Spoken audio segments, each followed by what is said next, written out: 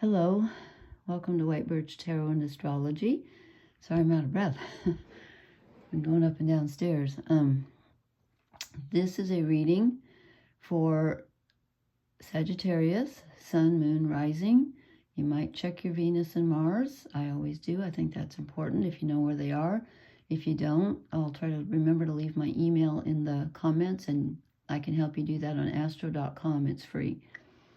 That's where I get all my... They have an ephemeris on there. You can look it up and see where all the planets are day by day. It's really neat. So, let's see. What was I going to tell you guys? Okay, I'm an honorary Sagittarius because I have my moon and Venus there, which is very important. So, I was curious to see what would come up. Sagittarius, things have been a bit challenging for you because two things. One is, actually three things. One is your ruler, Jupiter, is opposite you in the sign of Gemini. So there's a bit of a feeling that you're being pulled toward the everyday, toward details, toward more, day-to-day conversation rather than lofty creative thoughts, which you don't particularly like to focus on the details. And it's kind of forcing you to a little bit. I know I don't like details. And also the energy between Chiron, the wounded healer, which is at 19 degrees of Aries, is flowing very freely. It's a positive aspect. It's called a trine, 120 degrees. But the wounded healer in Aries, which is self-identity, when that flows very freely, it can be a bit much. You kind of keep stumbling over your own wound, and it's good for healing it. But, healing usually hurts. And I was talking about Jupiter opposite you in Gemini. Jupiter is at 11 degrees. So if you know where your degrees are, like if it's your sun or your rising, this will tell you if they're exactly, opposite or trine or whatever. And you're also, the other thing that's in a fire sign is Venus in Aries. So that's good. That's trining you. Venus is at 6 degrees approximately right now, so that's good. You're in good harmony with Venus in Aries, which gives you kind of gives your relationships a bit of a boost there, kind of a fiery energy. And but you are squaring, which is an uncomfortable aspect that you keep bumping into, the three things that are in Pisces: Saturn, which is structure, responsibilities, boundaries, reality, father time, karma; Neptune, which rules Pisces, which is dreams, imagination, poetry, dancing, films. The negative side is it's also rules unconditional love. Let's not forget that. And oneness. The negative side of Neptune is confusion, addiction, things not being clear. And also the North Nodes just moved into Pisces because they go backwards. They were in Aries. And so 29 degrees Pisces, the North Nodes, which is our path forward for everyone right now. Your personal North Nodes are probably, I don't know where they are, but for all of us, for like the collective, the path is has moved into Pisces, which is interesting because, again, that can kind of confuse things. It's like, especially at the end of Pisces, that's the last degree of the zodiac, and Neptune is at 28 degrees. So we're closing out a major cycle. When Neptune gets to 29 degrees, and I've got it written somewhere when he moves into Aries.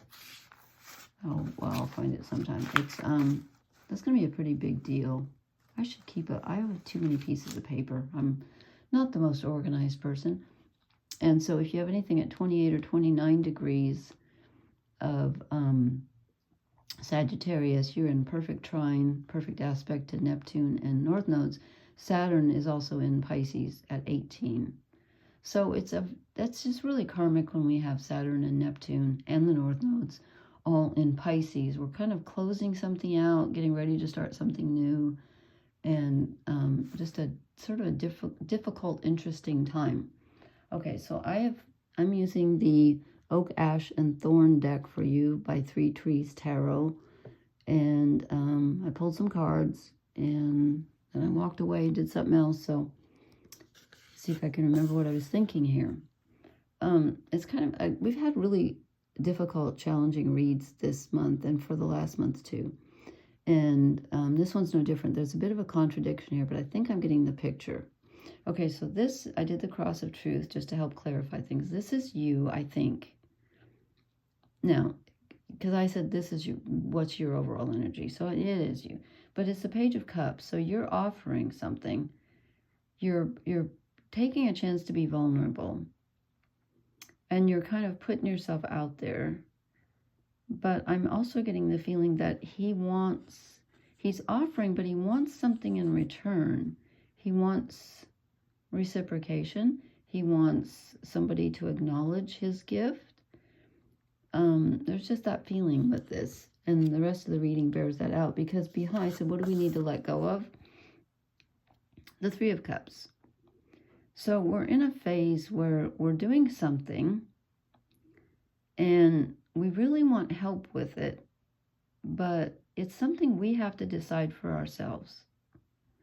I mean, I'm not saying not to let people help you.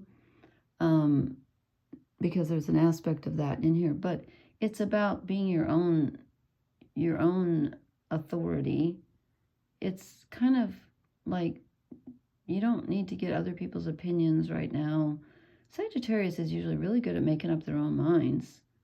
But right now you might be feeling, I feel like there's a feeling of vulnerability and you're kind of wanting other people to validate you and tell you that you're making the right decision. And this is saying you can leave that behind. You don't need it. Because what do you need to move toward?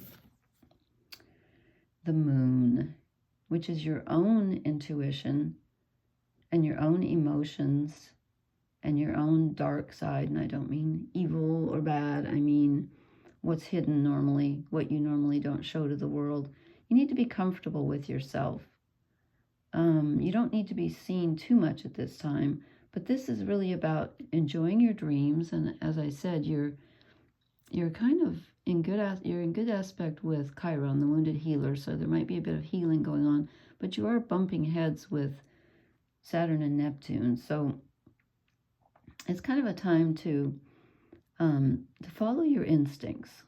You're the only one who knows what's right for you, and I know Sagittarius usually doesn't rely on other people's opinions too much. I don't think. But this is telling me that your dreams could be important right now.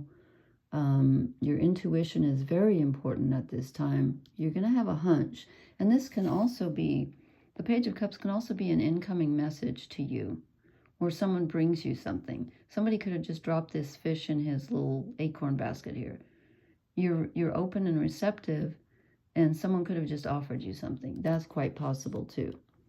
And then, I'll reach around here. Didn't have room. These are so tall. And then I said, what is our challenge? And I get the Hierophant. Okay, so that's that square to Saturn where it feels like there's no structure. And the square to Neptune where it feels like spirituality is failing you. So the challenge is to be your own. He's holding the key. Excuse me. He's holding the key. So he's got the key to his own wisdom. Look, the compass is here. He's his own guide. I wonder why that's chained on here and locked. Oh, he's got the key that opens the lock. Duh. Okay. He's got the scepter. So it's about, like the moon is, it's like getting in touch with your own wisdom. You're going to know, you might not know what to do right this moment, but you're going to know, and you have to trust. It's all about faith and trust in this reading. Trusting yourself and your imagination and your vision. And again, usually Sagittarius is good at that, but we've had kind of a rough time lately. 2 cards came out for what blesses us. I get the Lovers, and I get the Star. Now, I'm kind of, let me show you that, before I explain those, let me show you the overall energy card, which came out first. I put it as overall energy because I barely started shuffling and this fell out. So I thought I wasn't really concentrating on what energy is us. So I kind of put this as an overall energy. We're feeling kind of emotional neutral, kind of blah, like I don't want to get involved. I don't want to get my hopes up, which is unusual for Sagittarius. We like to get our hopes up, but we're in kind of a slump. Okay, so the Lovers comes along. I don't see this as a romantic thing, although today's Valentine's Day because it's after midnight here. Oh, Valentine's Day. Too many memories. No, don't like it. Okay. I think this is more about inner union with your finding your own goal, your own inner authority, your own desires, your own wishes, your own dreams, your own intuition. I think. I don't see a lot of romance in this reading. So I think this is more about either making a decision,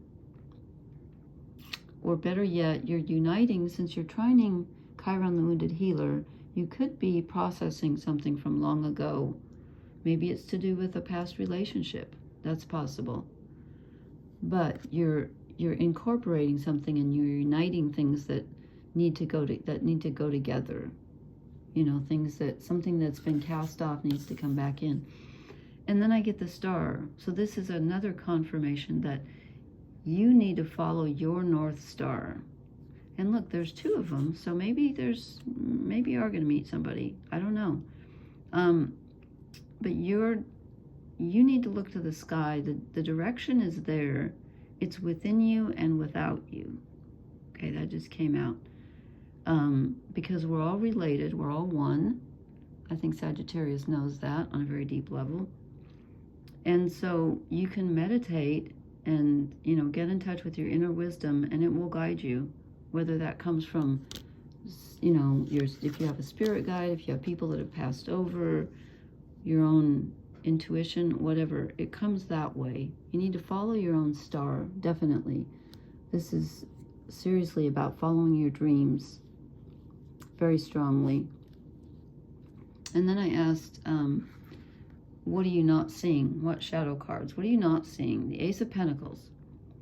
You're either not seeing how to begin something, or you're not seeing that something that you've already taken the first step.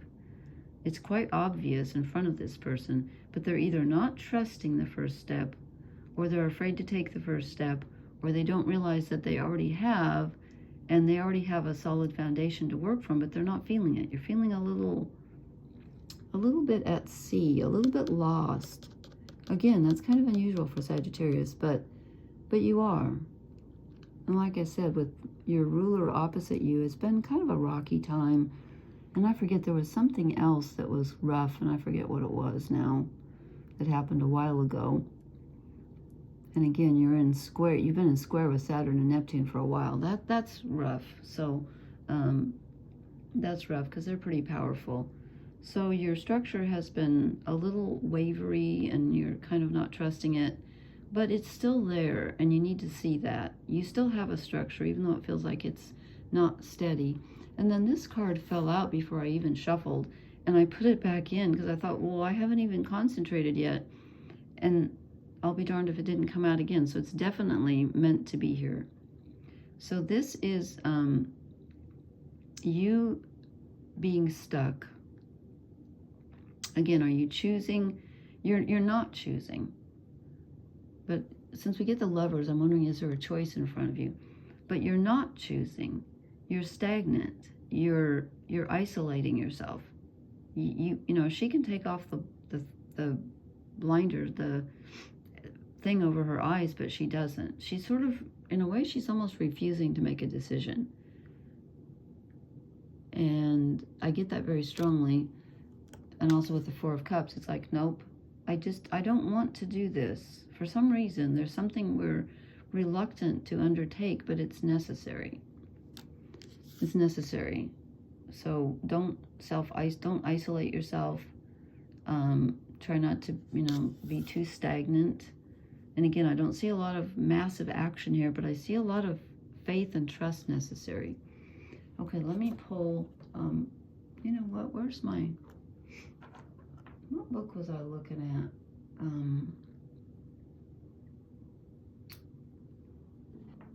Yeah. Oh, I was looking at the description for this Two of Swords. It said avoidance and solitude, and I thought, yeah, that's I feel that here, that there's an avoidance, there's a lack of trust in yourself, which again is very unusual. Okay, let me draw an oracle card. I might draw us a fairy card too, because I think we need one. Okay, Sagittarius, Sun, Moon, Rising. I'm including Mars and Venus, and whoa, Okay, this one fell on the floor. Face up. Nope, face down. Okay, I don't think we usually have trouble with this. Flexible. Remain flexible. I don't think that's a problem for Sagittarius. I'm going to pull one more. We're a mutable sign.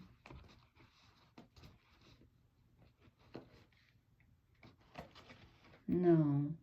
Well, I'm going to show it, but you know what? I'm not feeling that. To be fair, maybe. I mean, there is the Lovers. That's kind of a balance card, but you know what? Let me draw a fairy card. I'm just not feeling that tonight. I could draw a moon card. Oh gosh, I've been so indecisive lately, which is of course what the to be fair card is. It's like not being able to make up your mind, Libra energy. You want it both ways.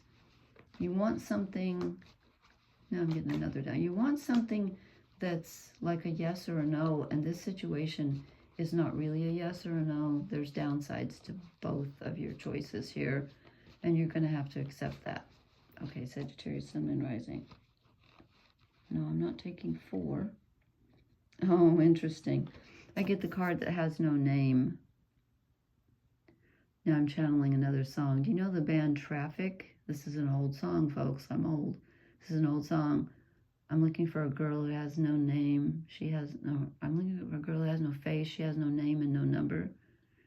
Anyway, this card has no name. So we're free to make up what we want. I think of it sometimes as limitless possibility. I think of it as the, like, you know, to just take your pick card, because he or she or whatever this is saying, you know, I don't know. It could be kind of chaos. Let me pull another one. I'm not in the mood for, maybe it's just going to be open-ended tonight. Okay, this one wanted to come out before. Oh, ha, this is funny. Okay, I guess it is a little bit of chaos. The Queen of Bedlam. Let me read about her. That's so funny because that first card looks like chaos to me. And then we get the Queen of Bedlam. So I guess that's the way things are going to be for a while. They're not going to feel secure to you. But you have to be your own security. That's what the star and the moon are. You're your own security. Okay, responsibilities of partnership, frustration, and gift of sanity.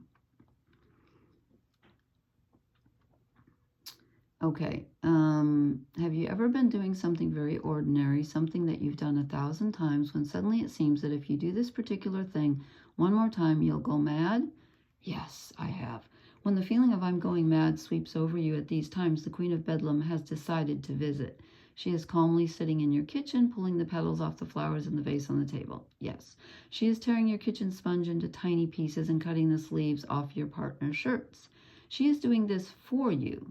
She comes to take the feelings of total frustration, of just not being able to continue living with any sanity at all, and envelops them in her immense capacity to embrace everyday madness. It is her reason for existing, so give generously of your small neuroses. I have lots of those. She'll take care of them and leave you sane to face another day. You know what?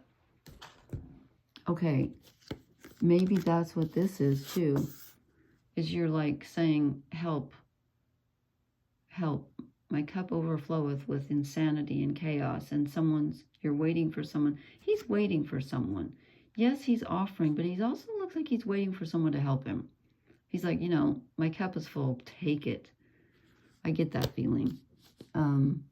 Yeah, that's why I think the overall energy is like no. We're just like, no, I can't do anymore. Okay, I hope this makes sense. Please leave me a comment. Let me know if this resonates. And please hit the like, share, and subscribe buttons. And I will talk to you later. Blessings. Good night.